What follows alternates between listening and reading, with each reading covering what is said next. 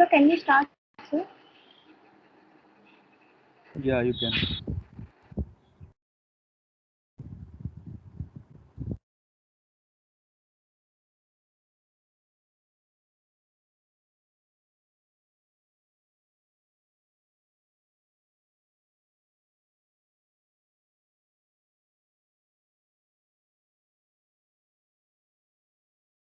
Good morning.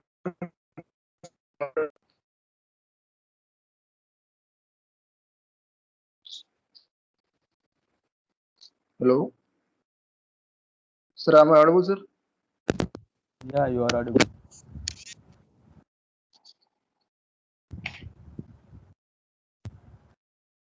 Can I start, sir? Yeah. Uh, Before starting, sir, I want to say something. Actually, Kapil from our team only. So he have some problem with his family and he himself. So he's currently not at his home. He's in hospital, so he's not able to join the meet. And he didn't had nothing for means he's actually very severe about his health, sir. So he's not going to participate in this one. Yeah, okay. Yeah, thank you, sir. So, good morning, everyone. I am Hariprasad. We are from Team 9, and we are going to start our presentation on design of non-irritable channel section and most efficient channel section and compound sections. So, myself, Hariprasad, I am going to take part of design of non-irritable channel section, and these were our team members. So, here's the table of content, and let me start. So, what is a non-irritable channel? Yeah. So basically, a channel that does not score or allow seepage is usually to be called as non-erodible channel section. And the most of line channel are generally non-erodible. They don't allow seepage and score. And the natural river, it is an example of erodible channel section where there will be no lining and there will be a chance of getting seepage. So for designing non-erodible channel section, we need to consider some factors. So some of their factors are some of the factors we will discuss here. So factors to be considered before design of non-readable channel section. So these are first of thing is material. What type of material we are going to use, and what is the minimum permissible velocity to be calculated before designing a channel, and channel bottom slope, or you can say it as channel bed slope and side slopes, and more freeboard, and finally it is efficiency of cross section. Next slide, please.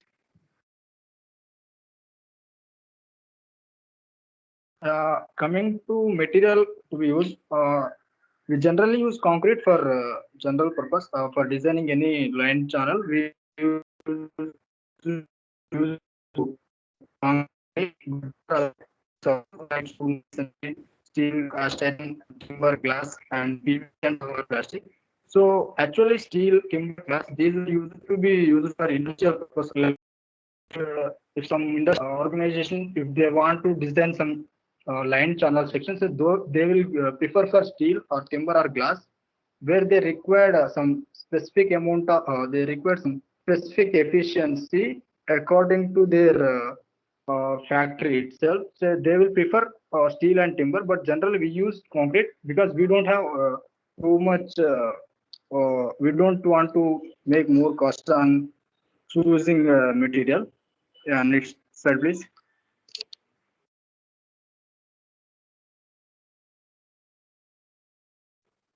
Yeah, and selection of material will be depends on the availability of cost and availability of material.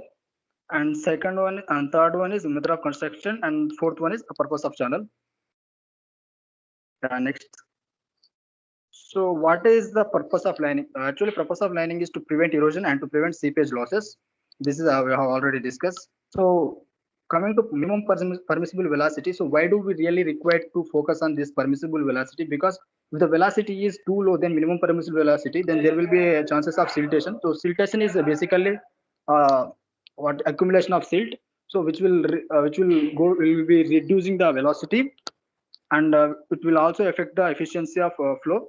And the second one is the aquatic plants. There will be growth of aquatic plants in the channel itself, so they will also affect on the friction, will increase the friction, and leads to reduce the efficiency of channel. Yeah, next please.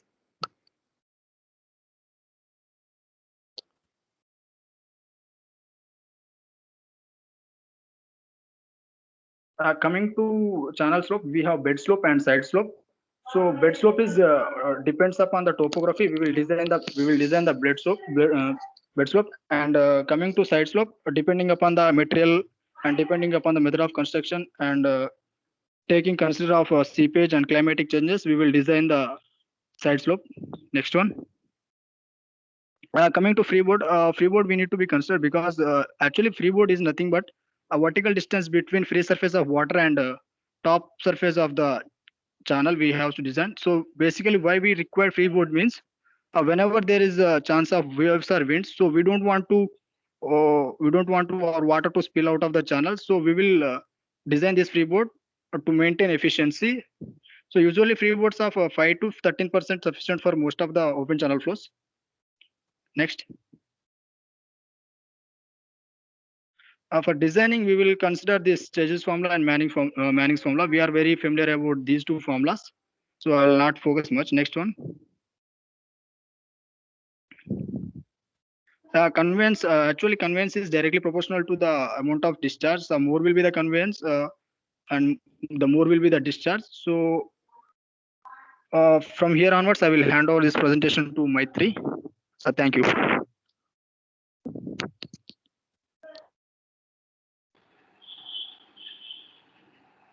Good morning, one and all. This is Maitri, roll number 103119052. Now let us look at the most efficient channel section. First of all, what is the most efficient channel section? Most efficient or most economical or best sections are those channel sections whose cost of construction is minimum. But the cost of construction of a channel depends upon the excavation and the lining. So to keep the cost down or minimum, the wetted perimeter should be minimum because the conveyance of a channel section of a given area increases with a decrease in the perimeter. Hence, a channel having a minimum perimeter for a given area of flow provides the maximum velocity, maximum value of conveyance. So with the slope, roughness of coefficient and area of flow fixed, a minimum perimeter section will represent the hydraulically efficient section as it conveys the maximum discharge. Hence, this condition is utilized to determine the dimensions of economical sections.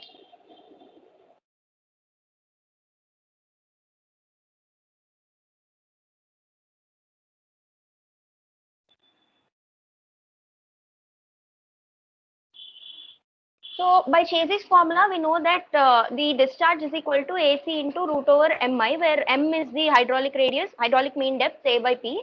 So for a given area A and side slope I and Chase's coefficient C, the above equation can be written as Q is equal to K into 1 by root P, where K is AC into root over AI. So when Q, the Q will be maximum when wetted perimeter is minimum. So now let us look at the most efficient channel sections.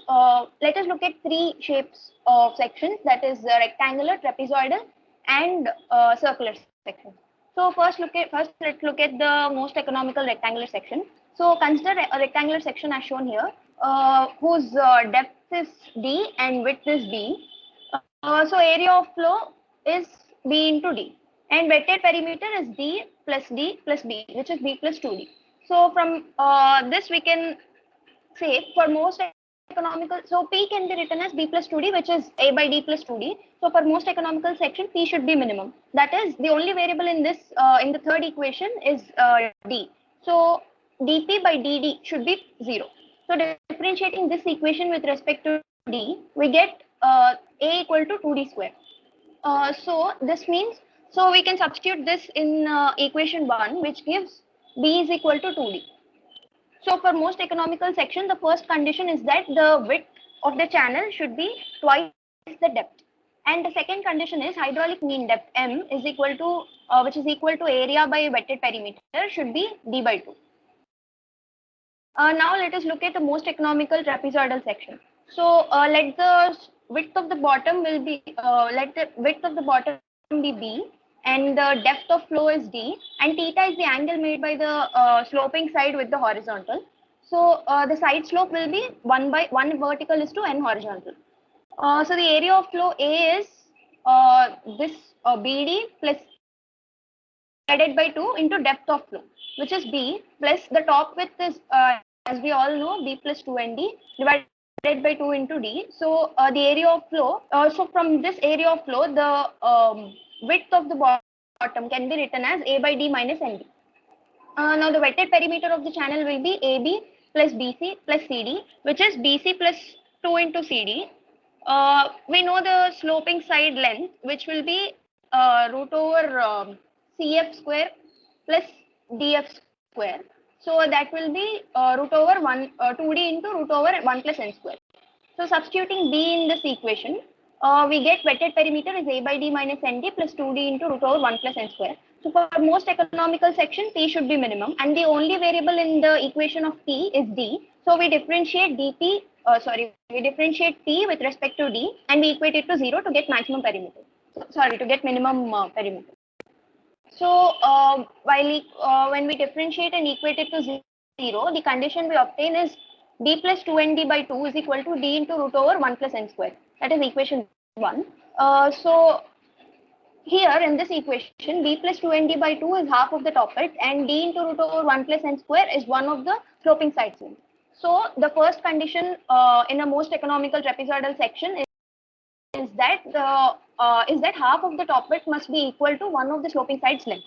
The second condition is regarding the hydraulic mean depth, which is area by wetted perimeter, which is B plus ND into D by B plus 2 into that top perimeter, the sloping side length. The sloping side length can be written from equation 1 as B plus 2ND by 2.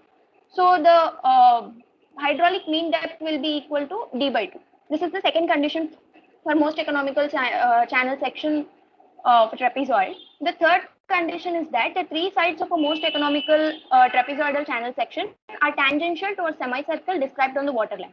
So let us take O is the center of the top width, and D, as usual, D is the depth of the flow, and theta is the angle made with the horizontal. So considering this triangle considering the triangle OAF, sin theta is equal to OF by OA. But in triangle AEB, sin theta is equal to AE by AB, which is D by root over D square plus n square D square.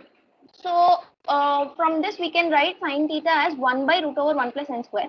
So substituting this in equation 4, it gives OF equal to D into root over n square plus n square plus 1 by root over 1 plus n square, which is D.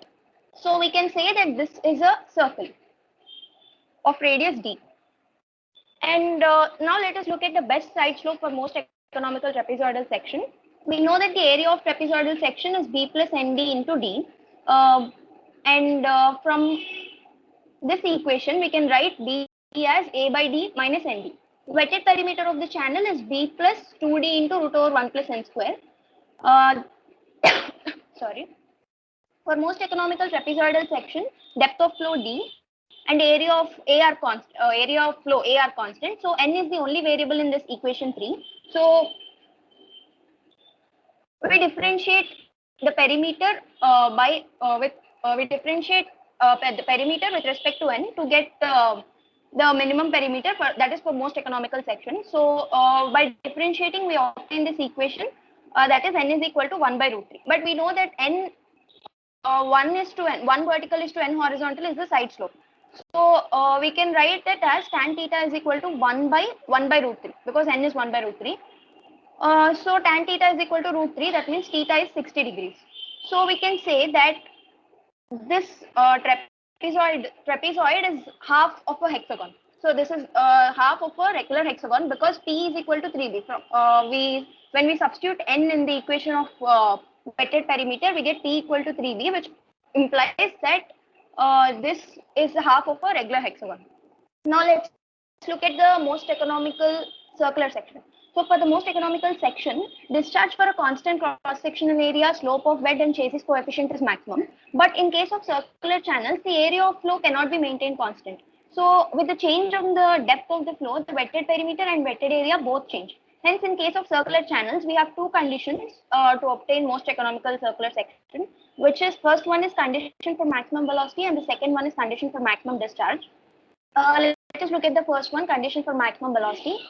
Let us take d is the depth of the flow, and 2 theta is the angle subtended by the flow at the center of the circular section, and r is the radius of the channel, and I is the slope of the bed. So the velocity, as we know from Chase's equation, is c into root over mi, which is c into root over a by p into I. So the velocity of flow will be maximum when the hydraulic mean depth is maximum from this equation. So in case of a circular pipe, the variable is only theta. So when we differentiate the hydraulic mean depth with respect to theta, that is d of a by p by d theta equal to 0. We get this p into dA by d theta minus a into dp by d theta by p square is equal to 0. So this equation can be written like this, where dA by d theta and dp by d theta are these. Substituting these in equation 4, we get tan 2 theta equal to 2 theta. So by trial and error, we can find out 2 theta as 257 degrees 30 minutes. That is theta is equal to 128 degrees 45 minutes. So from this, substitute this in depth of the flow, that is OD. Here depth of the flow is OD minus OC. So substitute this in that, we get depth of the flow is 0.180. So the first condition for maximum discharge is that d is equal to 0.81 into diameter of the circular channel. Now next is hydraulic mean depth, which is area by wetted perimeter. So by substituting both the values, we get hydraulic depth as 0.3 into diameter of the circular section. This is the second condition. Now let us look at the condition for maximum discharge. So we know that the discharge from Chase's equation is Q is equal to AC into root over mi, which is AC into root over a by p into I. So this Q can be written as C into root over a cube by p into I. So the discharge will be maximum when a cube by p is minimum. Is maximum for this in this according to this equation when C and I are constant. So we differentiate a cube by p with respect to d theta, because in circular section, of course, only theta is varying. So when we differentiate this, we get the condition is 2 theta. We obtain this equation 2 theta is equal to 308 degrees. From this, we can write theta is 154 degrees. So the only condition for maximum discharge is that theta is equal to 154 degrees in a circular channel. So from this, we can obtain the depth of the flow, which is OD minus OC, as 0.95 d. So d is equal to 0.95 d. This is the second condition for maximum discharge in a circular channel. Now let us look at two simple problems. A rectangular channel carries water at the rate when bed slope is 1 in 2000. Find the most economical dimensions of the channel if C equal to 50. Discharge, here there is a mistake. Discharge must be 400 liters per second, that is 0.4 meter cube by second. And bed slope is given as 1 in 2000, that is 1 by 2000. And Chase's coefficient is 50. So we know that in a rectangular channel, for most economical rectangular channel, width must be 2 into depth. And hydraulic mean depth M is equal to D by 2. So area of flow B into 2D will be equal to 2D square. So substituting all these values in the discharge equation, we get that D is equal to 0.577 and V, which is 2D, is 1.154. Now let us look at a trapezoidal section. Calculate a maximum discharge for a trapezoidal section having depth 3 meters and side slope 1 horizontal is to 4 vertical and bed slope of 1 in 2000. Given Manning's N is 0.025. So for most economical trapezoidal section, we know that top width divided by 2 is length of one sloping side. So substituting that, we know all these values. So only B is the unknown.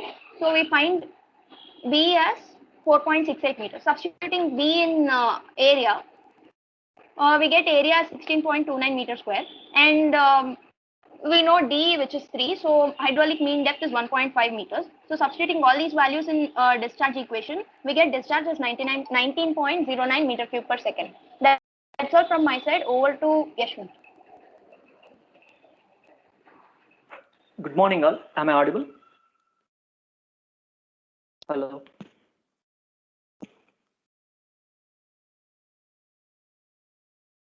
Yeah. Yashwant, you are audible, Yashwant. You can continue. Good morning, all. My name is Ashwan, and I'm presenting you about the compound sections. First of all, what is a compound section? A compound section is a section composed of a main deep position and one or two floodplains that carry the high water flows. The main channel carries the dry weather flow, and during the wet season, the flow may spill over the banks of the main channel to the adjacent plains. The majority of the natural rivers have compound sections. A compound section is also known as a two-stage channel. As we can see in the picture, it will clearly explain that the two parts, mainly three parts. The two are the floodplains, and the middle one is the main channel flow. Next slide. The hydraulic conditions of the both planes, especially in the channel geometry and its roughness. The floodplains generally have considerably larger and varied roughness elements. The velocity of flow in the floodplain is the lower than the main flow due to the relative smaller depth, water depth, and the high bed roughness. The main channel flow will have the interaction between the flow in the floodplains, leading to the severe momentum exchange at the interface. Further, there will be complicated, which is in rest of several sets of vortices, leading to the turbulent generation. In the picture, we can see that at the junction of the main channel with the floodplain, a set of vortex structures having the vertical axis extending up. What the vortex exists up to responsible for the moment exchange between the main and the channel. You can see the helical flows in the longitudinal stream direction at the different corners of the channel section. These are secondary flows. These having the different directions at different corners and having influence in modifying the boundary shear stress. And the field observations have indicated that in the overbank flow situation, the mean velocity of flow for the whole cross section decreases as the depth of flow increases and reaches minimum, and then onwards begin to increase with the depth. Next slide.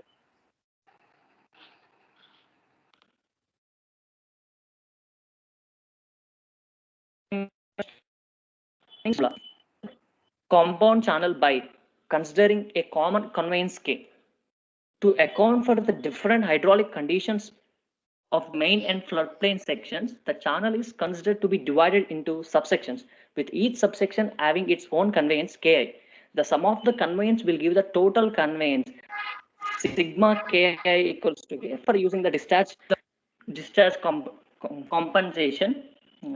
We have various methods for defining the boundaries of subsection. However, overall method of considering the channel as a composite of subsections, a well accepted method known as a divided channel method. A large number of methods of defining the subsections in divided channel method are available. Some are the vertical interference, diagonal interface, horizontal interface, and curved interface, but vertical and diagonal are the most popular and are being found to give good results. First one is the vertical interface method. In this method, Maitri, the mute flood. yourself, please. Sorry, sir.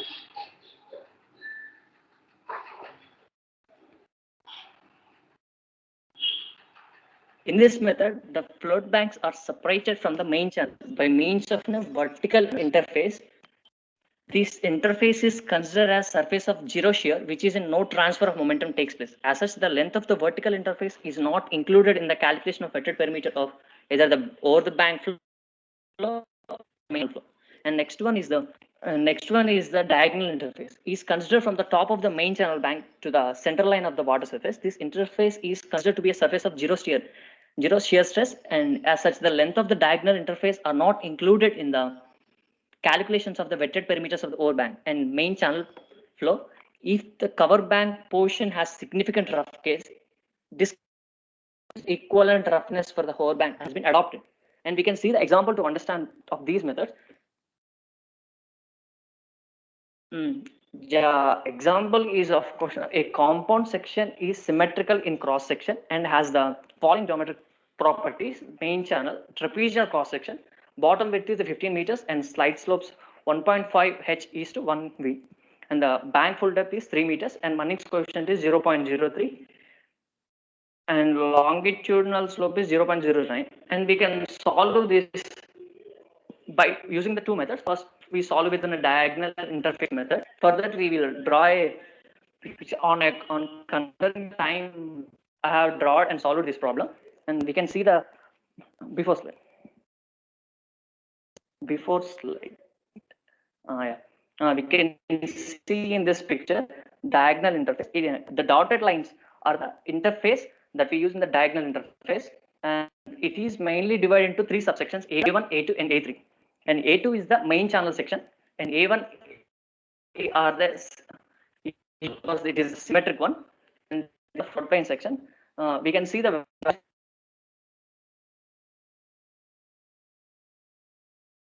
next slide.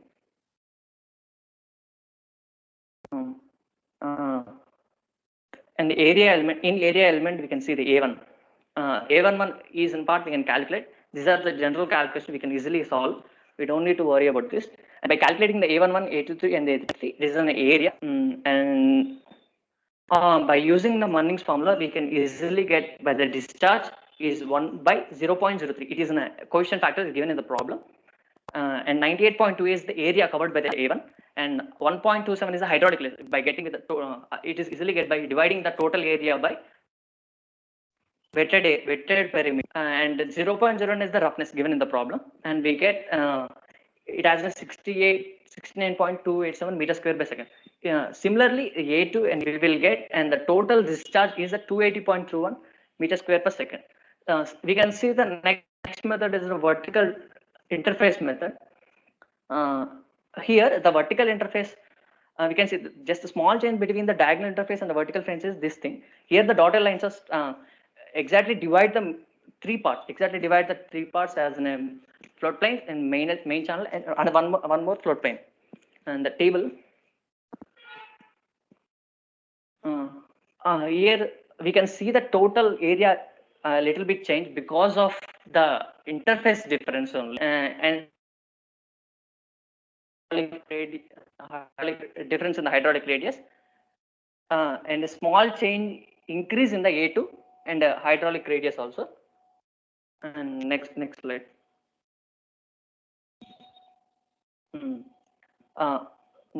On solving sub area, we will get a small change in 318.77. This small change, yes,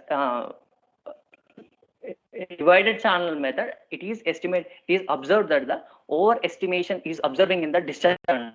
So they changed a little improvement in the divided channel method. And that's it. And that's our presentation on this topic. And thank you. Yeah, thank you. What is the difference between most efficient channel section and most economical channel section?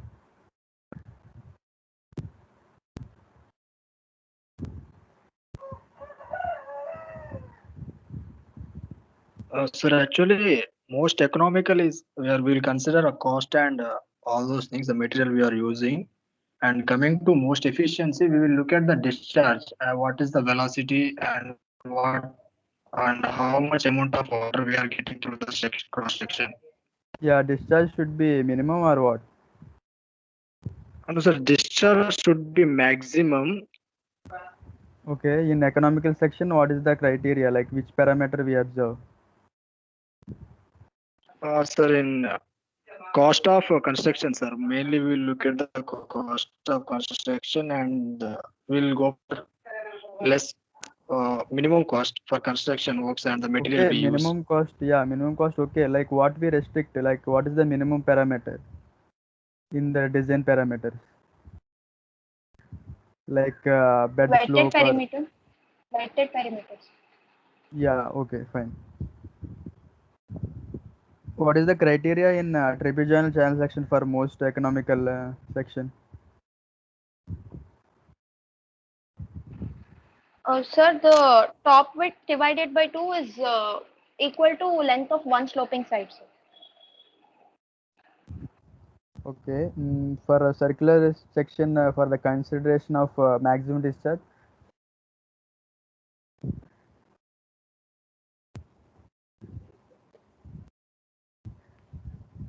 What is the theta value?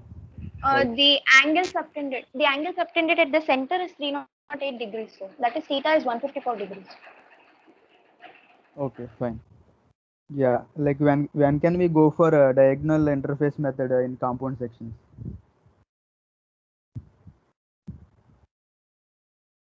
Non-presenters also can answer. This interface is considered to be like zero shear stress. At zero shear stress, diagonal interface is considered. When do we have to go for that method?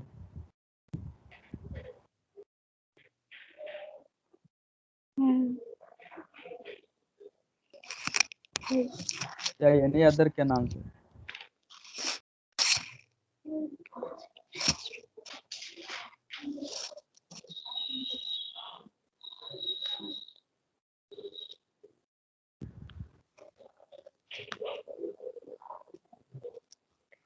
Yeah, what is meant by seepage loss?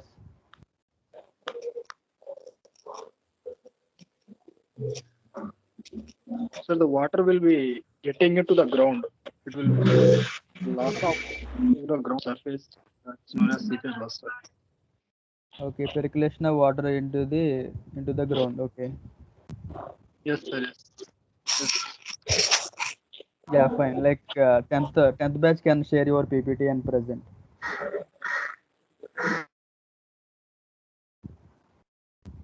And only 63 members are present. What about the other?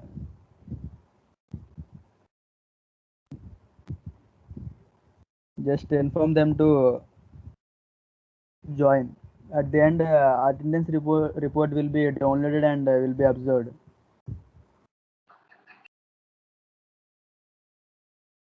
Yeah, CRs, am I clear? Yes, sir. Yeah, 10th batch can start. Yeah. Good morning, everyone. We are Group 10 and will be presenting the topics velocity measurement, Manny's and Chessy's formula, determination of roughness coefficients, and determination of normal depth and velocity. These are my group members. Krishnakant, can you move to the previous slide? Krishnakant, Krishna Yadav, myself, Varshni, Kshitij Tiwari, Kshitij Verma, and Bhavya. Throughout the course of the presentation, we'll be considering only uniform flow. And a flow is said to be uniform if flow properties such as velocity and depth remain constant over the length of the channel. Next slide.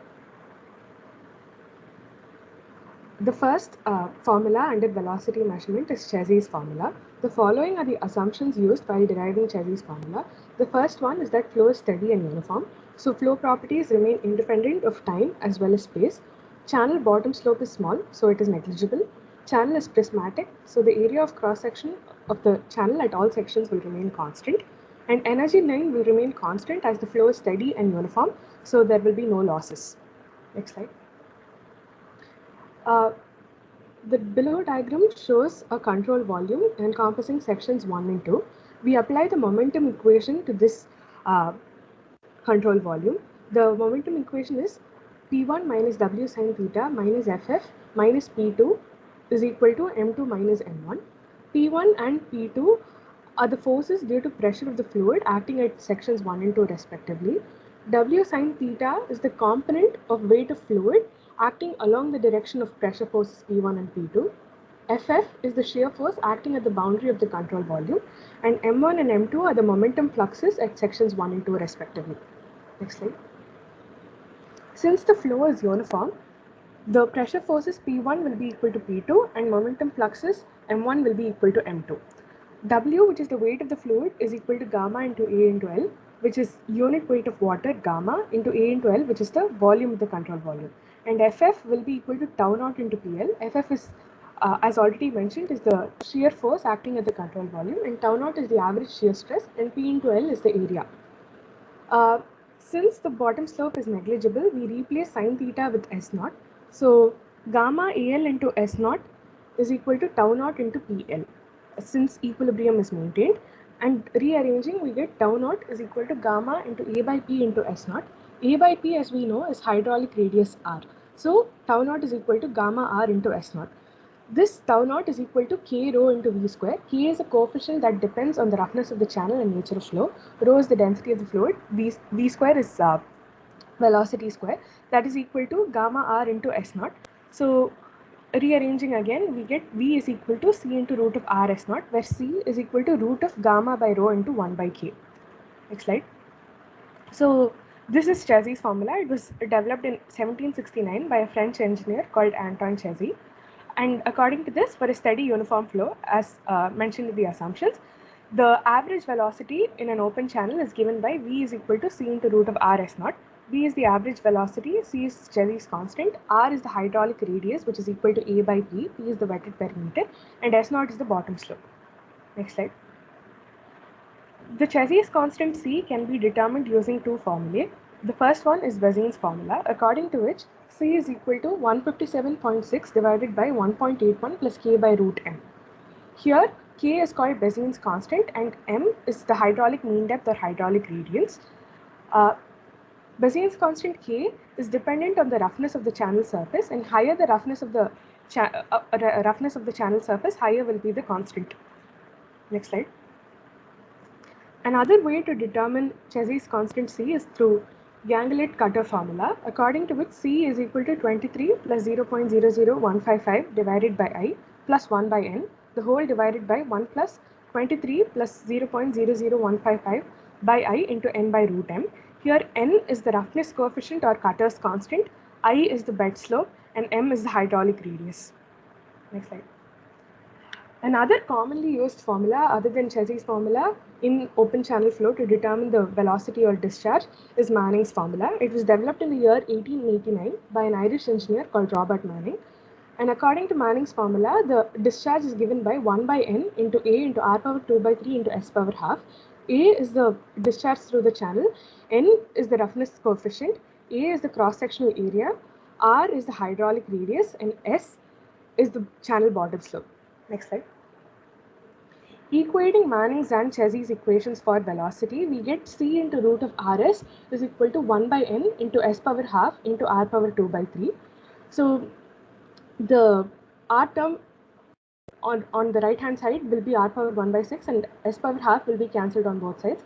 So that gives us c is equal to 1 by n into r power 1 by 6. N is the roughness coefficient and r is the hydraulic radius. That's it from me. Over to Kshitij. Good morning, everyone. Manning's roughness coefficient. Majority of open channel flow are in the rough turbulent range. This makes Manning's formula most convenient to use for practical use, as most of the open channel flows are rough turbulent in nature, and Manning's formula is also easy to use for all practical purposes. Manning's formula expresses velocity by the expression r power 2 by 3 s naught power 1 by 2 divided by n. Now in this expression, except n, that is the roughness coefficient, all other parameters can be easily determined. The roughness coefficient is essentially a function of the nature of the boundary surface. Therefore, determining the value of roughness coefficient is quite subjective and is based on engineers' experience and knowledge. However, few aids are available which reduce to a certain extent the subjectiveness in selection of appropriate value of n for a given channel. These aids are, next slide. By taking the normal photographs, stereoscopic color photographs, and video recordings of selected typical reaches of canal or other channels and analyzing them, we can determine the value of n. These photos act as type values, and by comparing the channel under question with a figure and description set that resembles it, we can estimate the value of n fairly well. Next slide. Secondly, by using comprehensive list of various list of channels, their description with the associated range of n, we can determine n. Some typical values of n for various normally encountered channel surface is prepared from information gathered from various sources. And using this list, we determine n. As we can see in this list, the value of n for asbestos cement is 0.011. So if we have a channel with pipe made of asbestos cement, we know its n value. So we can, in this way, we can find the value of roughness coefficient. Next slide. Now, it is not uncommon for engineers to think of a channel as having a single value of n for all locations. Value of n changes with different factors, and the value of n is highly variable and it depends on a number of factors. These factors, which exert the greatest influence upon roughness coefficient in both artificial and natural channels, are as follows. First is surface roughness. The surface roughness is represented by the size and shape of the grains of the materials which are forming the wetted parameter. So this is usually considered as one of the only factors in selecting roughness coefficient, but there are many other factors too. But it is one of the prime factors. Generally, fine grain results in relatively low value of n, and coarse grain results in high value of n. Next, we have channel irregularity. Channel irregularity comprises of irregularities in wetted perimeter and variations in cross section, size, and shape along the channel length. Next, we have channel alignment. Smooth curvatures with large radius will give a relatively low value of n, whereas sharp curvature with severe meandering will increase the value of n. Next, we have silting and scouring. Generally speaking, silting may change a very irregular channel into a comparatively uniform one and decrease n, whereas scouring may do the reverse and increase the value of n. Next, we have obstruction. The presence of various obstructive materials like log jams, bridge piers, and the like, and these kind of things, they tend to increase the value of n. Next, we have seasonal changes. Owing to the seasonal growth of aquatic plants and vegetation, the value of n may change from one season to another. Next, over to Bhavya. Good morning. This normal depth of water in uniform flow. This part is mostly of derivation part. We use design curve method to derive the yn formula, which is the normal depth. If the stream is having uniform flow, the corresponding depth of flow is called normal depth. For example, if all the parameters like discharge, Manning's coefficient, S0 are given, then how can one compute the normal depth? So in this case, we know that V is equals to 1 by n r power 2 by 3 into SF per half, and discharge as area into velocity. Here, area is some function of normal depth yn. Similarly, r is also some function of normal depth yn. Let's say this functions as f and g. Therefore, the discharge formula is obtained as one in this way. Similarly, even the discharge can also be expressed as a function of both Manning's coefficient and normal depth. So if we equate this function, a function of yn comma n as k, then this factor is called convergence factor. From Manning's equation, we can derive the normal depth by comparing the two values as given. That is the function yn comma n as k. So if we compare both the equations, we get q is equals to k into S0 power half. Here we are using this conveyance factor to determine the normal depth of the flow. In this equation 1, ar power 2 by 3 is equals to nq by S0 per half. This ar power 2 by 3 is considered as a section factor for uniform flow. This means that previously in computation of critical flow, we have defined a term section factor z, that is z is equals to a root d, where d is the hydraulic depth. In the same way, the term ar power 2 by 3 can also be suggested as a particular type of section factor for uniform flow. In the following observation, it says that for any given parameters, the discharge for a particular discharge, the normal depth is constant and vice versa. We have many ways to obtain values of normal depth. Right now, as we said, we'll be using the design curve methods to obtain the equation. Here, the section factor a r power 2 by 3 has a dimension of L power 8 by 3. So now, if in order to make this dimension less, the section factor, we need to divide it by L power 8 by 3. But the L should be a characteristic length. For a given channel, the characteristic length is the width of the channel. So if we divide it by B0 power 8 by 3, the equation 1, if we divide it by B0 power 8 by 3 in both the sides, we get the equation 2, which is in the left hand side, this is a constant value. In the same way, the depth of the channel can also be given in a dimensionless way, that is yn by b0, where b0 is the width. Now we can easily plot the two-dimensional quantities, that is a r bar 2 by 3 by b naught per 8 by 3 and yn by b naught on graph. So if we plot that and if we substitute the values of q, s naught and b naught respectively, we get this equation 3. When we substitute the values of q, s naught and s naught, we get this equation 3. Now, if you are able to plot for different values of yn by b naught, the corresponding values of a r bar 2 by 3 by b naught per 8 by 3, then we can easily calculate the normal depth values, because the LHS part is a constant and even the RHS part is independent of any variable. So if we plot these two terms on the graph, we get a constant graph, so that we can find the normal depth very easily.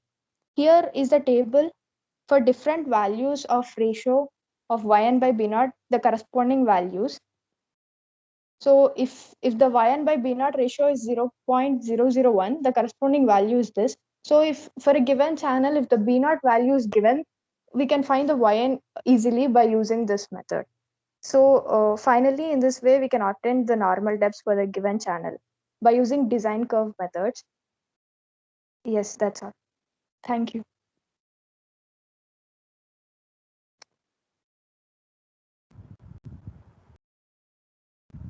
Yeah, can you tell me what is the best method to find Chezy's coefficient C?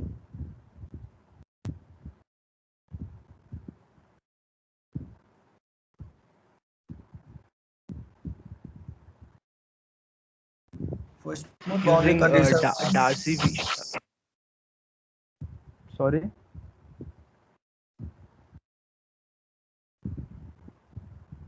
Hello. Using Darcy-Weisbach friction factor F. Okay.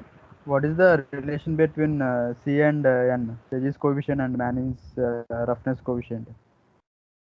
So C is equal to 1 by Manning's coefficient into hydraulic radius 1 to the power 6.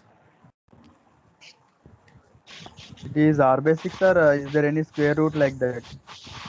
R power 1 by 6. Yeah, R upon 1 by 6 or under root R upon 1 by 6? R upon 1 by 6, sir. No under root, no root will be there. Yes, sir. So 6th Okay. root of R, sir.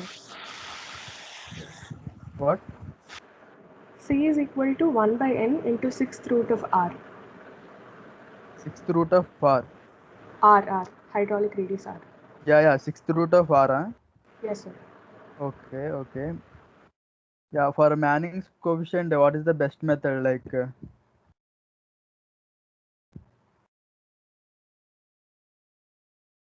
So I didn't get the question, sir. for Manning's roughness coefficient finding, what is the best method? Sir, from roughness, surface roughness, we can get the value of roughness coefficient. It is only the factor. That Okay. For line channel, is it more, or for online canal it is more?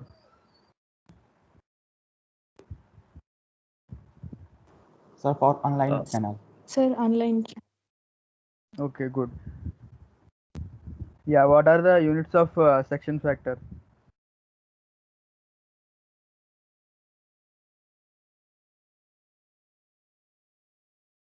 Sir, it's length meter. Yeah, no, not meters. What are the units for section factor?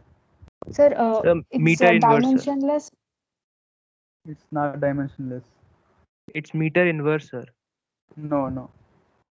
Sir, it's L power 8 by 3 because A into R power 2 by 3, 1 plus 2 by 3. Yeah, correct. Yeah, that's fine. Yeah, we'll go to the next batch. 11th group can share the PPT and present. Okay, sir, I'll be presenting and sharing the PPT. Yeah, fine. So please tell me whenever you can see it, okay? Yeah.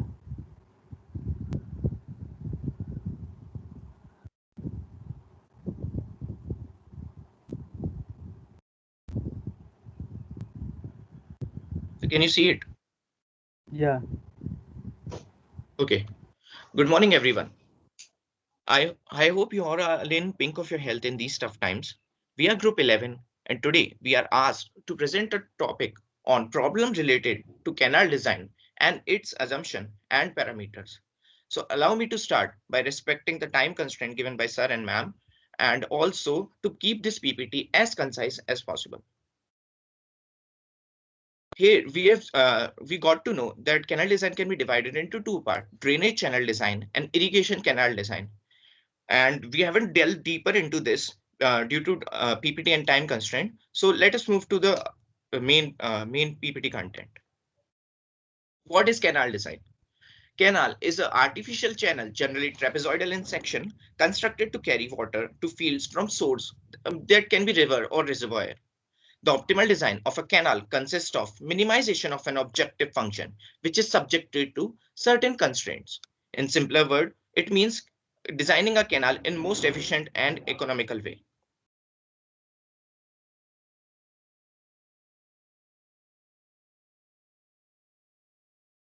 It shit.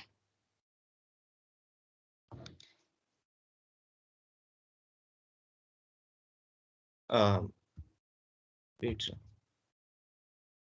The main problems that can be found in an irrigation canal network include limited amounts of water available at the water resource, high water consumption in fields close to water source, resulting in water shortage at tail end of the scheme, illegal manipulation of canals and structures, siltation, plant growth, water losses, frequent overtopping, low water levels due to canal erosion.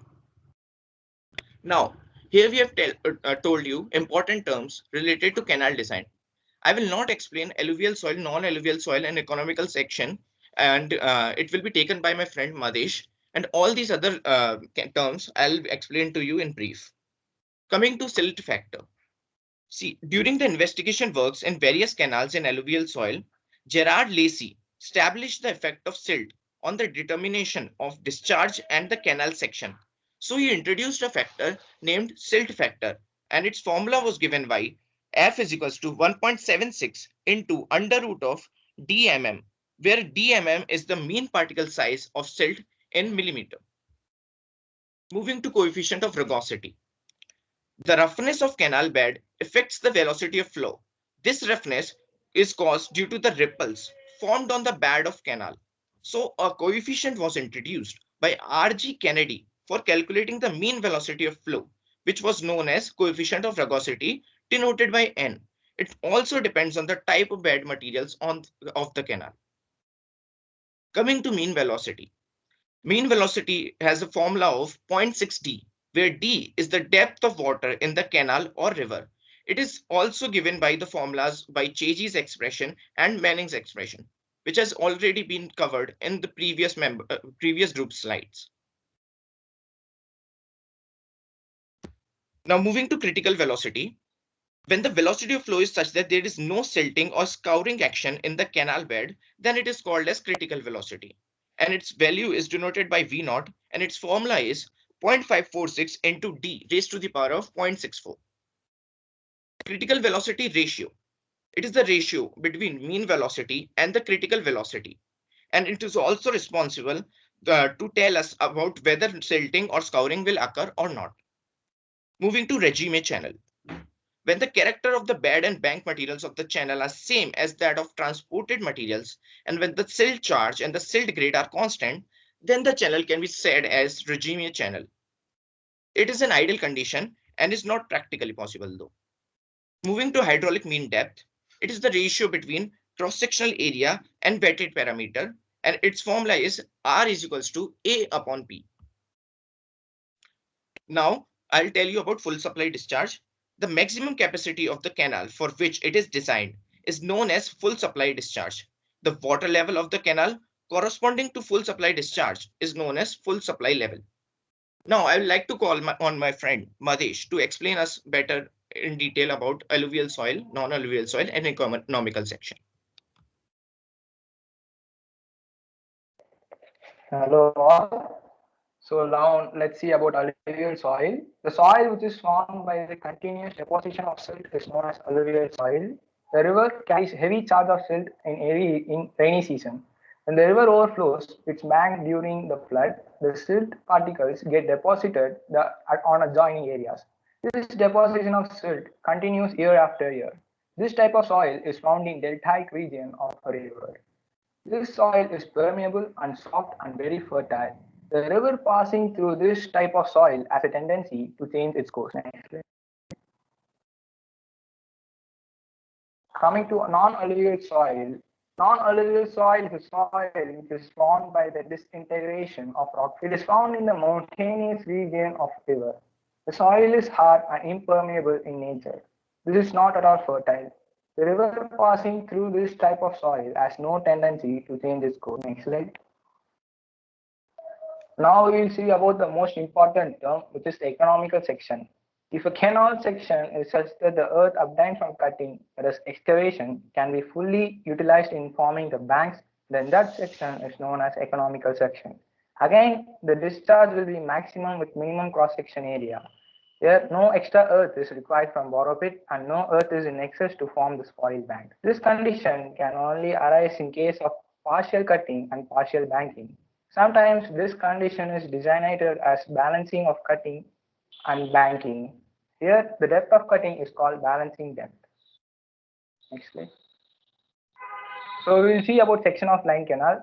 We generally use two line section. The first one is circular section. The second is a trapezoidal section. Circular section, the bed is circular with its center at full supply level and radius equal to full supply depth D. The sides are tangential to the curve. However, the slope is generally taken as ratio 1:1. In the adjacent table, you can see all the design parameters like sectional area, wetted perimeter, hydraulic mean depth, velocity, discharge for side slope ratios 1:1, 1.5:1, and 1.25:1. Next slide. So coming to trapezoidal section, here the horizontal bed is joined to the side slope by a curve of radius equal to full supply depth D. The side slope is again generally kept as 1:1. Again, in the adjoining table, you can see all the design parameters with side slope 1:1, 1.5:1, 1.25:1 for all the design parameters, sectional area, wetted perimeter, hydraulic mean depth, velocity, and discharge Q. Now my friend Lokesh will continue. Good morning all. I am Lokesh, roll number 61, and I am here to explain about the theories used for canal design and the drawbacks. Here in this slide, we have design parameter. The design consideration naturally vary according to the type of soil. The velocity of the flow in the canal should be critical. The design of canals, which are known as Kennedy's theory and Lacey's theory, are based on the characteristics of the sediment load, that is silt in the canal. Next slide. In this slide, we have the online canal design on alluvial soil by Kennedy's theory. After the long investigation, Kennedy arrived at the theory which states that the silt carried by the flowing water in the channel is kept in the suspension by the vertical component of eddy current, which is formed over the entire bed width of the channel, and the suspended silt rises up gently towards the surface. The following assumptions are made in the support of this theory. The eddy current is developed due to roughness of the bed. The quality of the suspended silt is proportional to the bed width. It is applicable to those channels which are flowing through the bed consisting of the sandy silt or same grade of silt. He established the idea of critical velocity, and he established the relationship between the critical velocity and the full supply depth as V0. The critical velocity is equal to 0.546 into M, the critical velocity ratio, into D power 0.64, the full supply depth. This drawback of this theory is limited to the average regime channel only. This theory is based on trial and error method. The silt charge and the silt grade are not considered in this theory. Slide. In this slide, we have the online canal design on alluvial soil by Lacey's theory. Lacey's theory is based on the concept of regime condition of the channel. The regime condition will be satisfied if the channel flows uniformly in the unlimited incoherent alluvium of the same character which is transported by the channel. The silt grade and the silt charge remains constant and the discharge remains constant. This theory, in this theory, he recognized the importance of the silt grade, for which he introduced the factor called silt factor F. And then he deduced the formula, the relationship between the mean velocity and the hydraulic mean radius as P, the mean velocity, is equal to square root over 2 by 5 into F, the silt factor, into R, the hydraulic mean radius. Drawback of this theory is the concept of true regime is theoretical and cannot be achieved practically. The concentration of the silt is not taken into account. The silt grade and silt charge is also not taken into account. Next slide. This slide have the design of lined canal. The lined canals are not designed by use of Lacey's and Kennedy's theory because the section of the canal is rigid. Manning's equation is used for designing. The design considerations are the section should be economical, that is, cross-section area should be maximum with minimum metered perimeter. The velocity should be maximum so that the cross-section area become minimum. The capacity of the lined section is not reduced by silting. That's all our report. Thank you, everyone.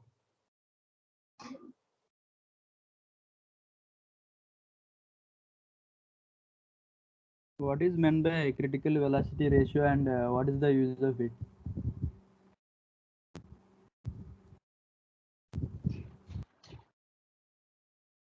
Critical velocity ratio, it is the ratio of mean velocity to critical velocity, and since it is a ratio, its unit is unitless, and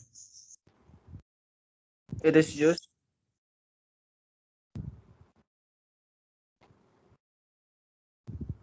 Sir, he's having some audio issues. Can I answer it? Yeah. So, sir, basically, it's about telling whether on which condition silting will occur, or and which conditions scouring will occur. And like when this critical velocity ratio is 1, then there will be no silting or scouring. When it is greater than 1, then scouring will occur, and less than 1, silting will occur. So by finding value of M, the condition of canal can be predicted whether it will have silting or scouring. Okay, what is meant by regime channel?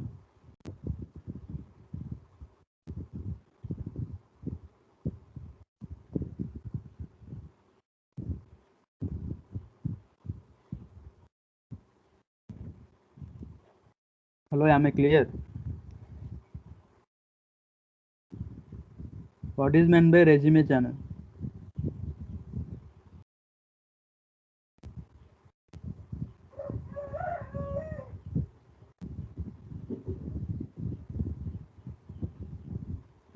So when the character of the bed and bank materials of the channel are same as that of the transported materials, and when the silt charge and silt grade are constant, and this type of channel is said to be a regime channel, and it is not practically possible also. Okay, fine. When do we have to go for Kennedy's theory and what are the drawbacks of it?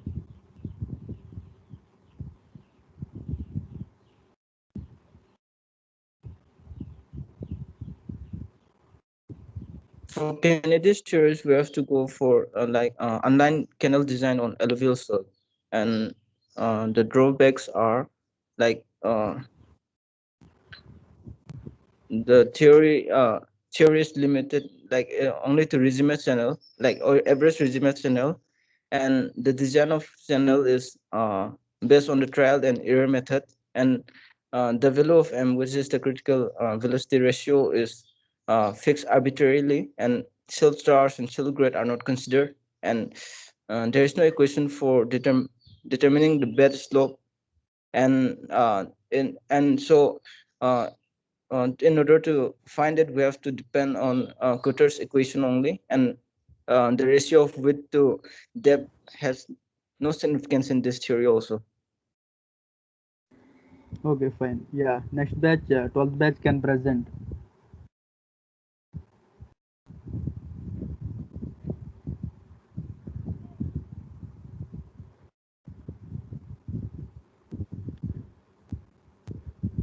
Yeah, once again, 11th batch guys can raise your hands. Only 11th batch guys.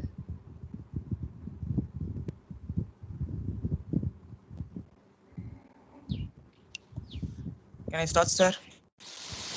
Just wait a minute.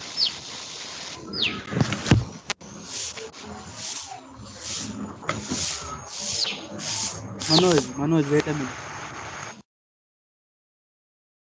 Like who are 11th batch guys can raise your hands. Only 4 members.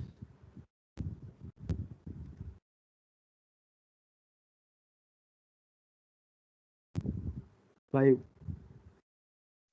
What about the other person?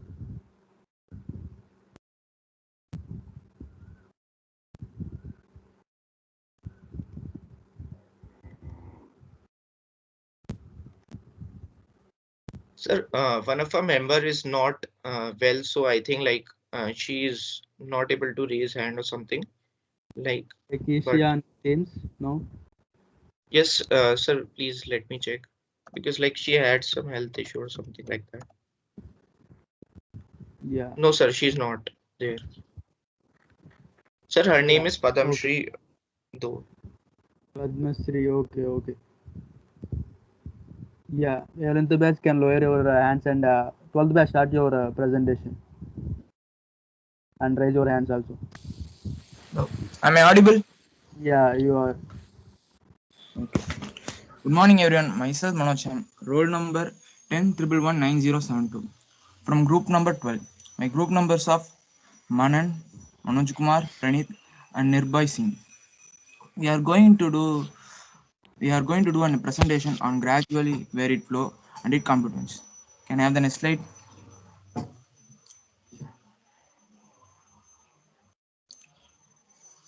Can I have the next slide, please? Yeah, thank you. Before discussing gradually varied flow, let's revise some basics. Some open channel flow. Open channel flow is a flow within a conduit or in a channel with free space. As you can see, open channel flow can be divided into two types: unsteady flow and steady flow. Further, steady flow can be divided into two types: uniform flow, varied flow. Varied flow can be divided into gradual and rapid. Since unsteady flow doesn't have a uniform type, it can be classified only into varied flow. The varied flow can be classified into gradual flow and rapidly varied flow. Can I have the next slide? Hello? Can I have the next slide, please? Hello, am I audible? Oh, thank you. So let us discuss what are the types and just revise the basics. Steady flow. Steady flow is a flow in which velocity of a fluid at a particular fixed point does not change with time, which means dou v by dou t is equal to 0. And the counterpart of that, unsteady flow. As you can guess, unsteady flow is a flow in which velocity of a fluid at a particular point changes with time, which means dou v by dou t does not equal to be 0. So next we have uniform flow. Uniform flow is a flow in which each particle moves along its line at a constant speed, and the constant and the cross section is assumed to be constant. So can I have the next slide, please?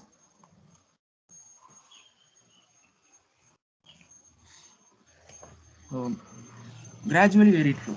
It's also known as GVF. In this type of flow, the flow gradually varies at the depth changes gradually. The example of this is backwater produced in dams. Rapidly varied flow. So rapidly varied flow is also known as RVF.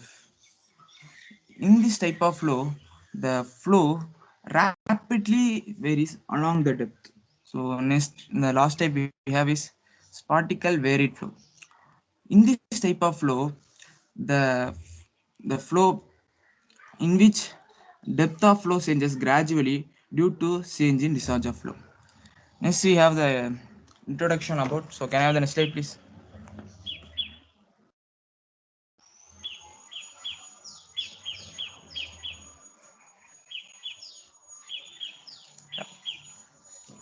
So let us come to the point of discussion about this presentation, which is gradually varied flow.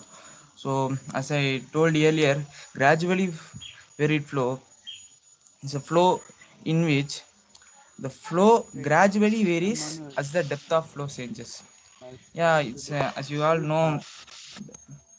Hello, Manuel. Yeah, wait a minute. Manan, can you put that on presentation mode?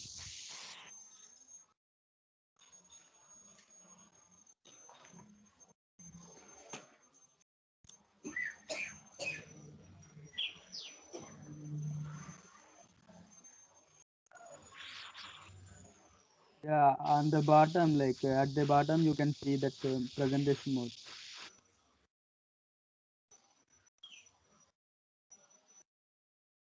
Click outside, not on the slide.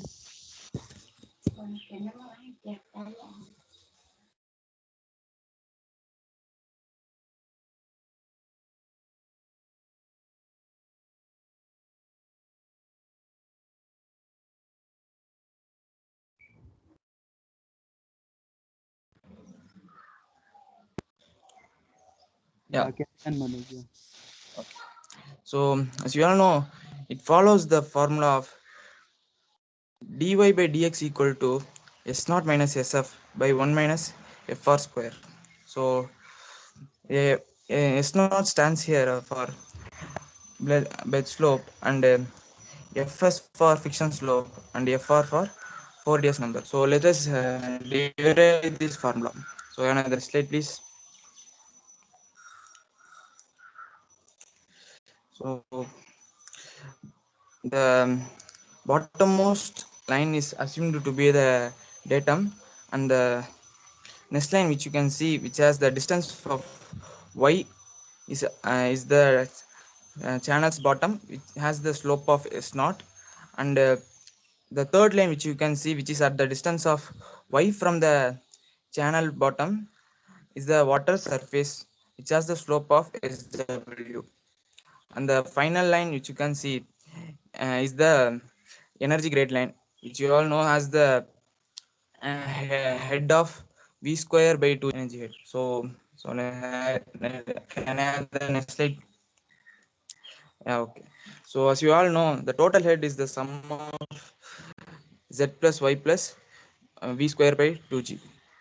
So in this case, dz by dx equal to minus s naught, since it's decreasing, and dy by dx is the change in water surface with respect to bed channel, as you can also know that. So and dh by dx is the change in head with respect to the bed channel, which is minus sf, since it's also decreasing. So can I have the next slide? Yeah, as discussed earlier, total head is the sum of z plus y plus v square by 2g. Since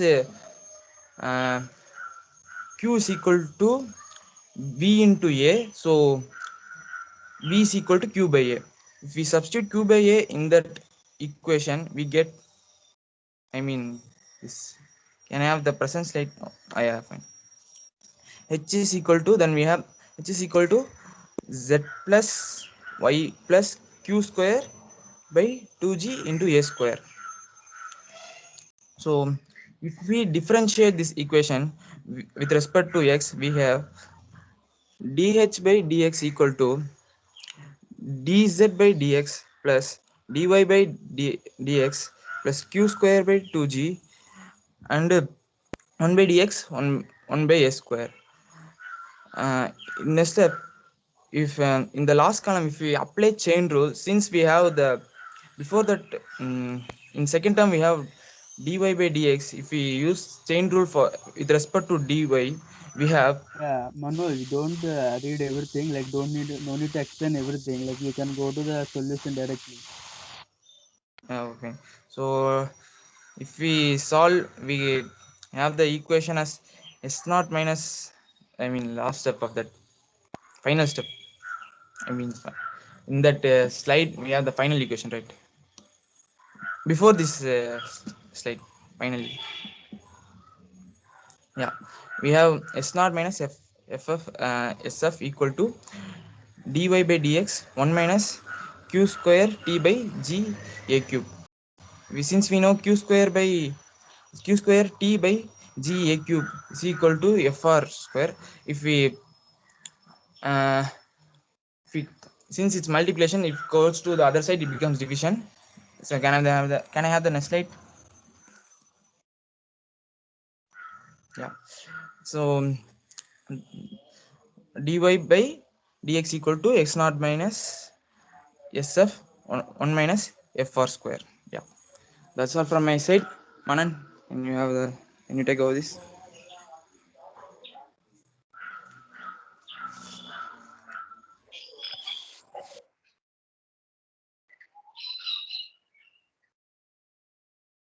Sir, am I audible?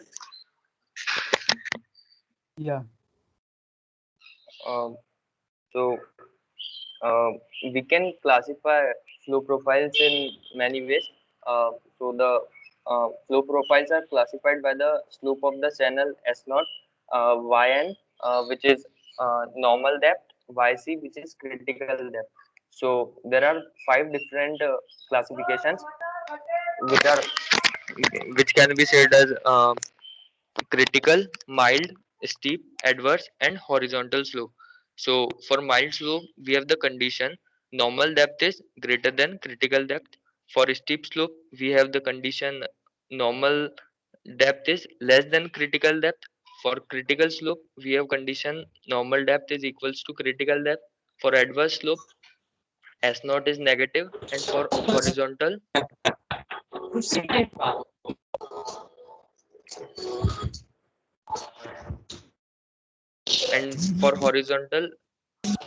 Arun Kumar, yeah, mute yourself.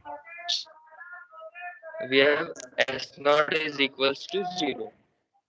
So here we can see the example.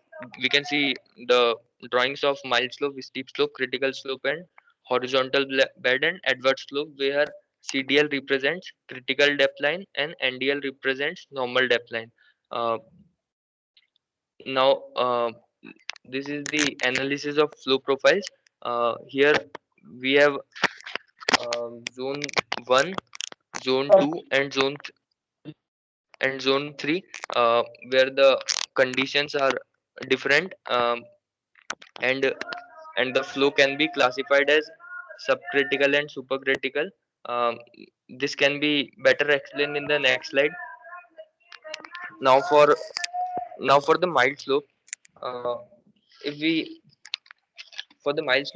take the condition that is y greater than yn greater than yc, that is zone 1. So so it can be seen that the flow is subcritical since y is greater than yc, and for a second zone, it can be for second zone the condition is yn is greater than y is greater than yc, and is a decreasing or a falling curve, and it is a subcritical flow. And for zone 3, it can be seen that yn is greater than yc, which is greater than y, so it is a supercritical flow. And here, since the flow is supercritical, the hydraulic jump will occur.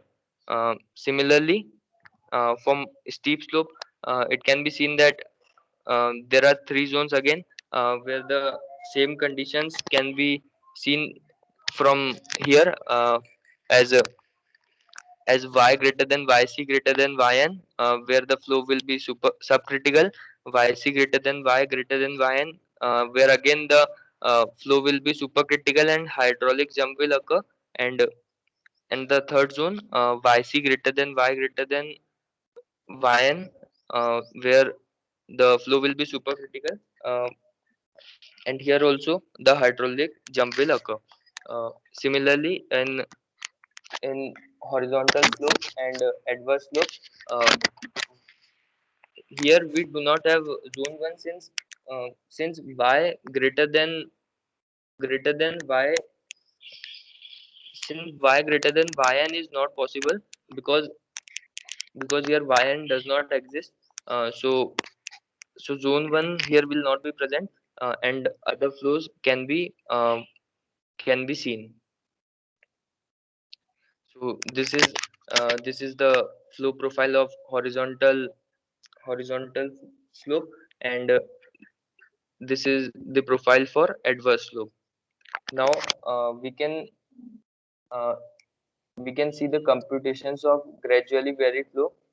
For this, if we consider a pro, grad, gra, if we consider a elementary length dx in an open channel, so the total head above the datum, as said by Manoj, will be h is equals to z plus y plus v square by 2g, where total head is h, z is the datum, and y is the depth of flow section, and v is the mean velocity. Now, since we know that specific energy equal to E, which is y plus v square by 2g, so the previous equation can be written as h is equals to z plus E. Now, differentiating both sides with respect to x, we get dh by dx equals to dz by dx plus de by dx. Now, dz by dx is minus sf, and dz by dx is minus s naught. So from this, we get a equation which is equals to dx equals de upon s naught minus sf. Now here we have two different methods for the computation, that is direct step method and numerical or graphical method. In direct step method, we have dx equals to de by s naught minus sf. Now in direct step method, we do not consider the whole section. We just take 2 points, that is that is the point 1 and point 2, where the depth is y1 and y2 respectively.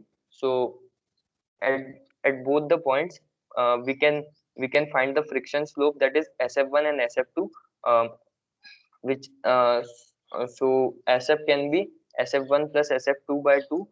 In this way, we can use direct step method.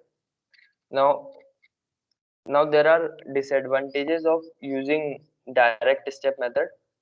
This method is not accurate since we do not consider the whole section, and this is only suitable for prismatic channels.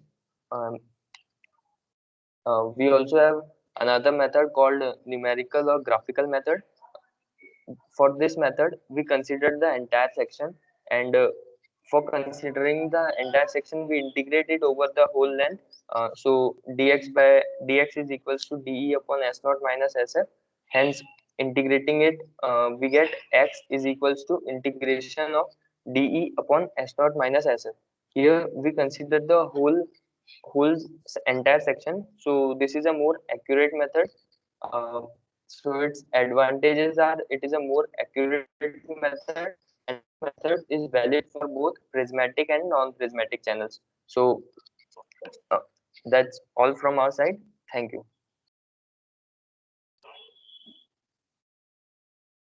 Yeah, on your slides you didn't include any example or any practical thing. Yeah, okay.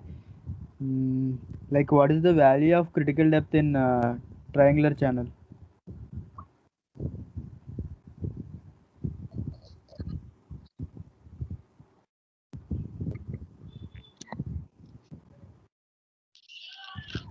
Hello. Yeah, am I clear? Only 2 members are there in this group. Sir, actually 5 members are there, but Nirbhay is unable to answer because of some problems. He's in Jammu and Kashmir, so due to network problem, he's unable to reply. And Praneeth and Manoj are not here. I don't know why they are not replying, and What so about I Nazir? and Manoj both are only here. Sir, Manoj he has Kumar and Pranita are getting vaccination today, sir. So they were not able to attend. Okay, Nazir. Nazir is not. Sir, he has not registered for the course, so he's not there. That's why. Oh, okay, he's not in this course. Okay. Yes. Only 5 members in this group. Yes, sir. Okay, like what is the value of critical depth in triangular channel? Like what are the what is the formula? So Q square by G power 1 by 3. G power 1/3 or what you are saying? So Q square by G power 1 by 3. Q square by G whole to the power of 1/3. Yes, sir. Okay.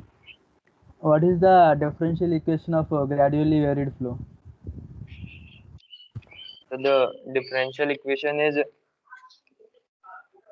dy by dx is S0 minus SF upon 1 minus Froude numbers square. Yeah, Froude numbers square is equal to So Froude numbers square is equals to Q V square by LG, V square by LG. what is L? L is the length. Length of what? So length of the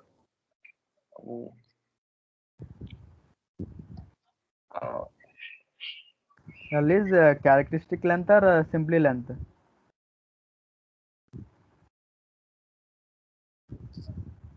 so Hello? characteristic length. Okay, what is Sir. meant by standard step method?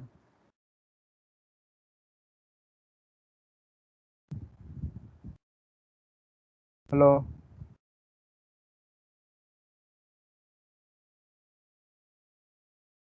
Hello, Manoj?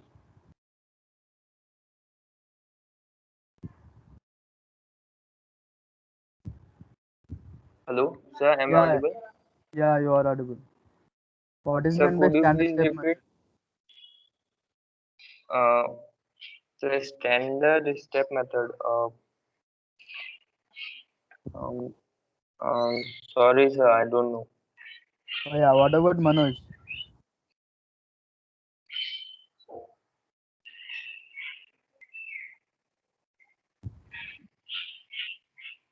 Sorry, sir. Myself also don't know. Yeah, okay, we'll move to 13th batch. 13th batch, you just raise your hands and share your PPT and present.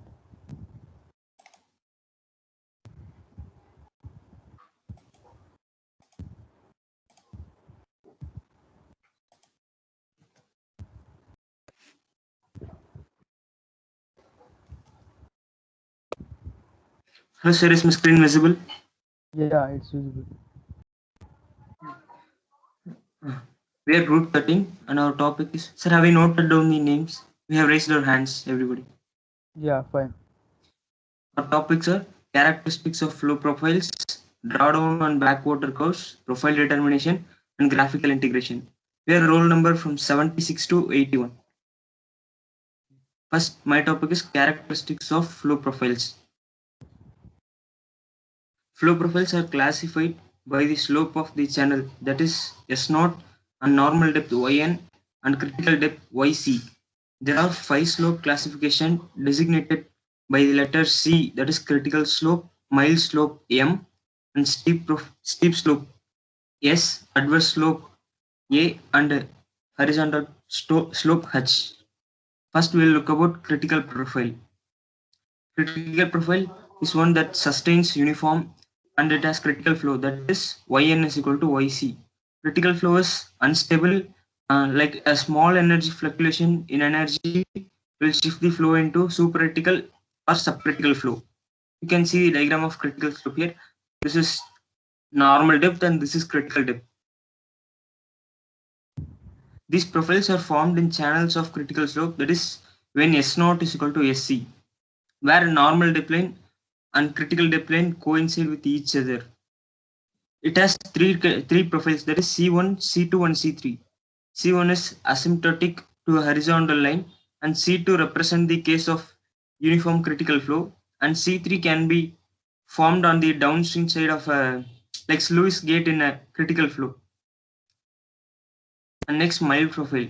Mild profile is it is lesser than the critical slope, and the normal depth is greater than critical depth. That is yn greater than yc. The flow is subcritical and controlled downstream. It also has three classification: M1 profile, M2 profile, and M3 profile.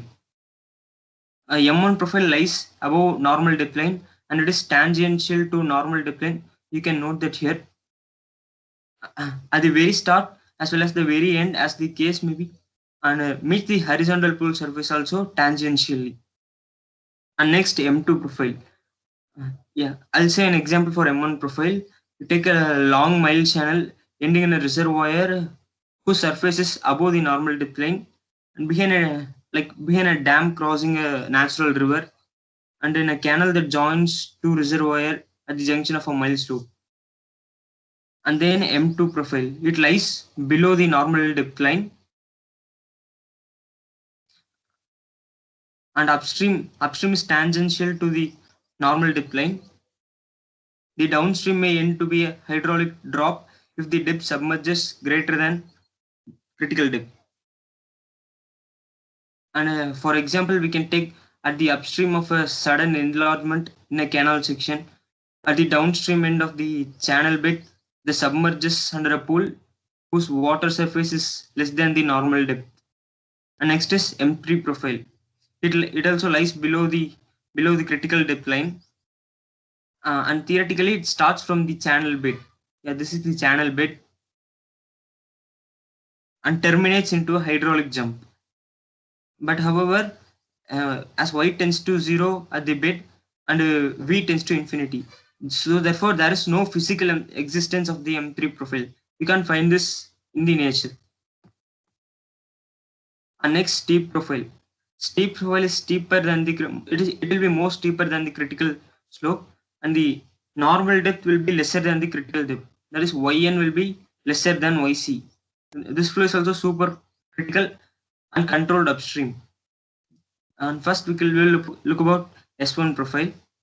It lies above the critical depth line, and it is preceded by a hydraulic jump and meets the pool level tangentially at the downstream end. For example, we can take on the upstream of a pool behind a dam, and on the downstream of a steep slope meeting a mild slope. Next, we will look about S2 profile. It also lies below the critical depth line, and it begins with a vertical slope at the critical depth, meets the downstream NDL tangentially. The upstream may proceed by a hydraulic drop. This is called hydraulic drop, occurring at the end of the preceding slope. This drop is tangential to the vertical line at the critical depth line. And next is S3 profile.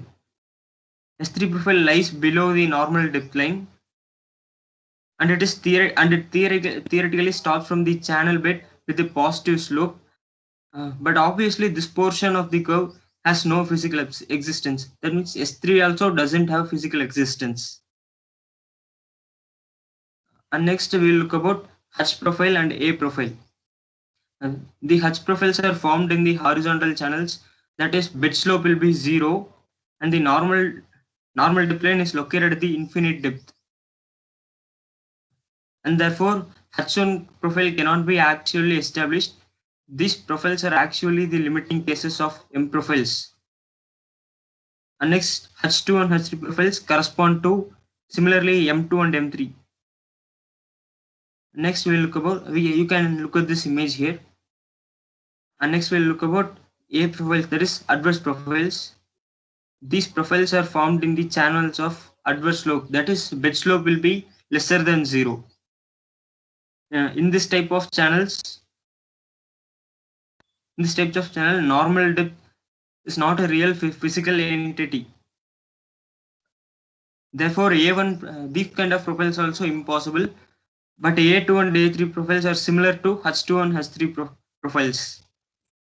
In general, therefore, A profiles are very unlikely to occur. Next, it will be continued by Saikit.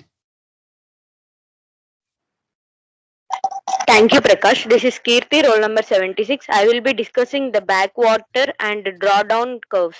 In differential equation of gradually varied flow, since the flow properties vary along with the length of liquid surface slope, dH by dx can be positive, negative, or 0. When dH by dx is equal to 0, h is constant and depth of the liquid line above the bottom of the channel is constant. It means the free water surface is parallel to the channel bed. When dH by dx is positive, the depth of the flow of the liquid surface increases in the direction of flow. This profile of water surface is called backwater curve. Next slide.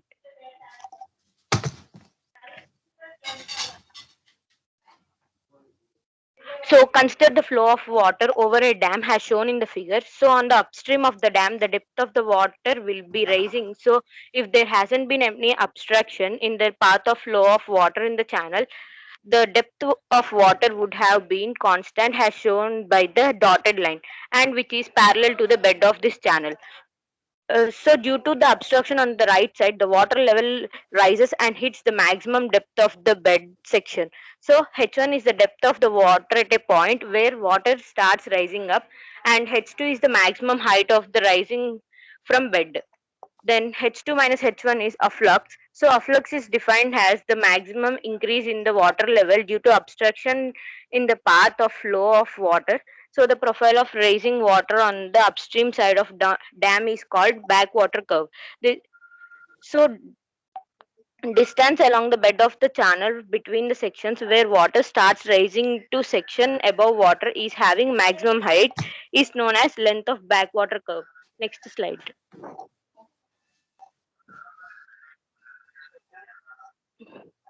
When dH by dx is negative, the depth of the liquid surface decreases in the direction of flow. This profile of water surface is called drawdown curve. This figure shows the example of drawdown curve obtained at the end of the channel. Here, over a length of L, the depth of flow decreases from normal depth H1 to lower depth H2. So, this is the length of drawdown curve. From here, my friend Pravesh will continue.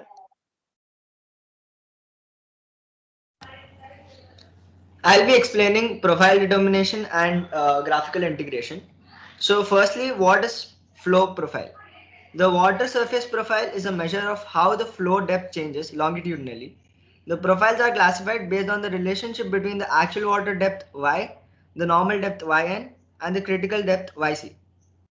So two things must be determined for the channel and flow. Firstly, whether the slope is mild, critical, or steep. The normal and critical depths must be calculated for the design discharge. And secondly, the positions of any control points must be established. Control points are points of known depth or relationship between depth and discharge. Examples are weirs, flumes, gates, or points where it is known critical flow occurs, like at free outfalls, or that of the flow is normal depth at some far distance downstream. Once these control points and depth position has been established, the surface profiles can be drawn to join the control points with the insertion of hydraulic jumps where it is necessary to join sub and super critical flows that don't meet at a critical depth. We have two examples for this. Next slide, please. Yeah, so one example is a surface profile due to broad crested wear. This shows the control point just upstream of a broad crested wear in a channel of mild slope. The resulting curve in this example is an M1.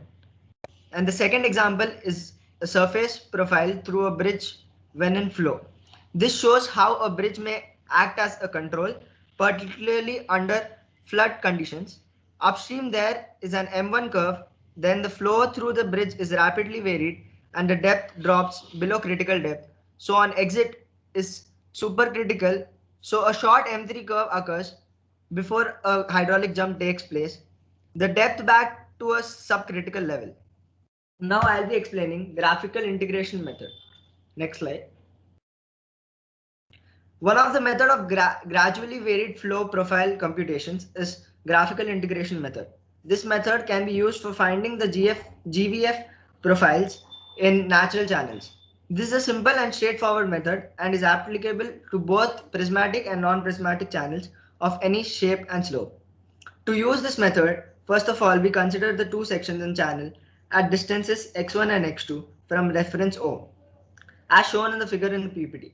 The depths of flow at these intersections are y1 and y2 respectively. Let L be x2 minus x1. We have the equation for L in the PPT. Next slide, please. Here, dx by dy can be found by using differential equation of GVF. The reciprocal of that will give us the dx by dy as given in the presentation. Now we draw a graph between depth of flow on x-axis and dx by dy on y-axis. By measuring the area formed by the curve, L can be determined.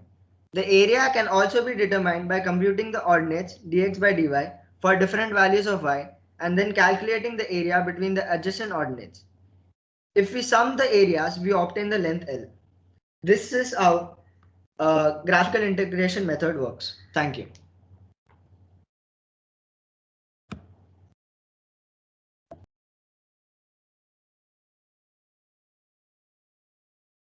Yeah. Suppose if it is y less than y naught less than yc, then what will be the profile?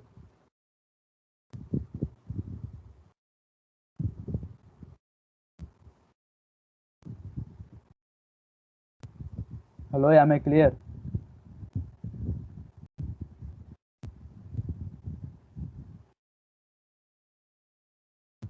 So once can you Sir, repeat? once repeat the question.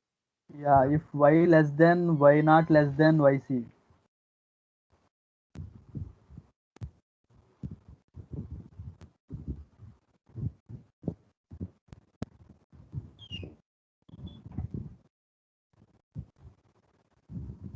Hello, what will be the profile?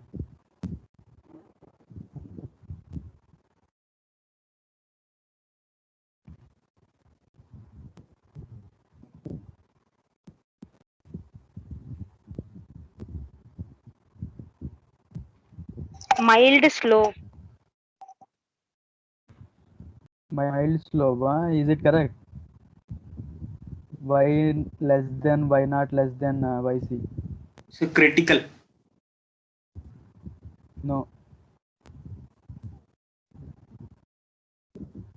Which profile that is actually y less than y naught less than yc?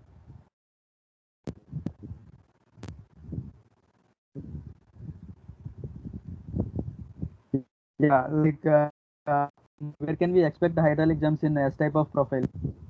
In zone 1 or zone 2 or zone 3?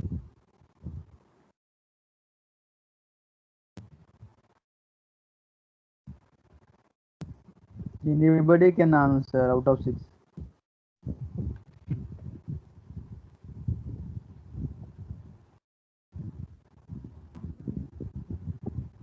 Am I clear or not?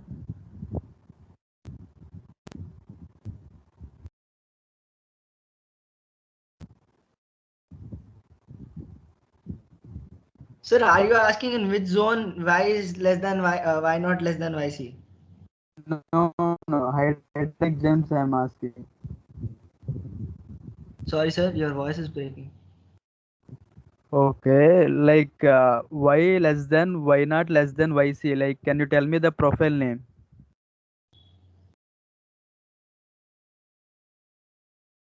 If you don't know, you can say don't know simply. If you are not clear, I can repeat question once again. Sir, M2 profile. No. Y less than y naught less than yc.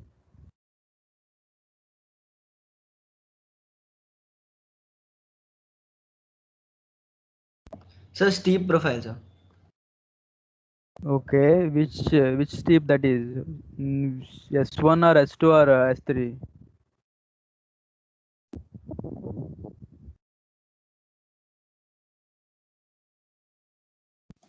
S1. No. Okay, what is meant by non-prismatic channel? Sir, it's S3. Yeah, S3. Okay. Yeah. What is meant by a non-prismatic channel?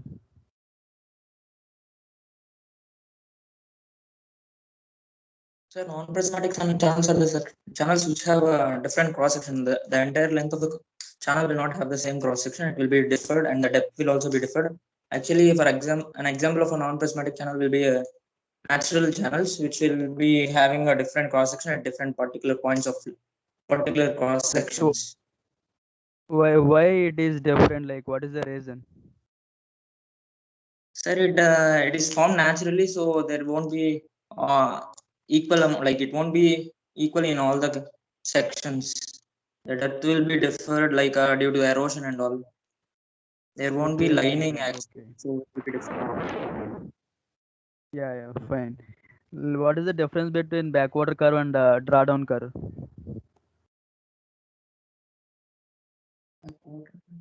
In backwater curve, like the slope will be increasing, and drawdown curve, the slope will be decreasing. The profile of the slope will be decreasing.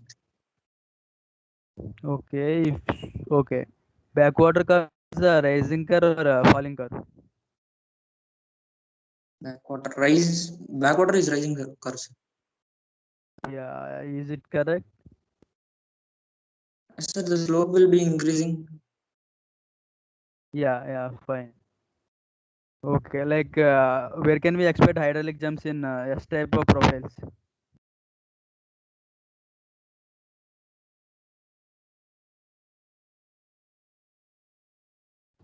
Sir, once repeat the question, sir. Yeah, where can we expect hydraulic jumps in S type of profiles, like in zone 1 or zone 2 or zone 3? Hydraulic jumps.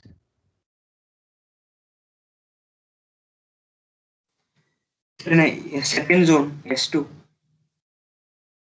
Okay, only S2 or any other zone also? S2 and S1. S2 and S1, like, is it correct? No, sir, S1 and S3. In S2, hydraulic down will be there. Okay, fine. Okay. By today, like all groups completed. Yeah, we'll close this session. Okay, you all can leave.